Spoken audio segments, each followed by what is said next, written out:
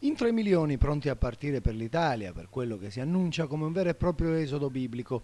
Uomini, donne, bambini fuggiti dalla Siria, dall'Eritrea, dalla Somalia e da paesi non in guerra, ma con regimi stabili come Mali, Niger, Nigeria, Camerun, Sudan e Congo. 3 milioni di disperati pronti a sfidare il mare e a mettersi nelle mani di mercanti e trafficanti senza scrupoli. Una realtà con la quale l'Italia e l'Europa deve convivere con iniziative mirate, semplici ma efficaci come quelle proposte dall'attivista volontaria agrigentina Silvia Licata. Purtroppo oggi dobbiamo iniziare a parlare e ragionare di corridoi umanitari controllati.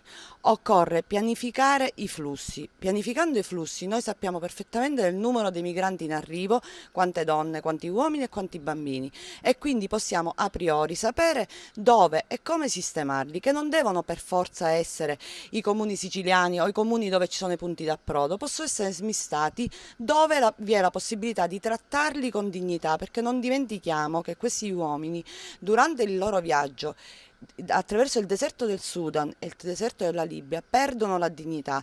Uno di loro un giorno ha detto: nel deserto si perde l'anima, e quindi noi ridiamo dignità a loro e soprattutto garantiamo l'ordine pubblico. Efficace secondo la volontaria l'operazione Mare Nostrum, ma occorre andare oltre. Sicuramente ha dato dei frutti, perché noi oggi vediamo quanti ne salviamo e quindi possiamo ben immaginare quanti non ne abbiamo salvati quando l'operazione Mare Nostrum non esisteva.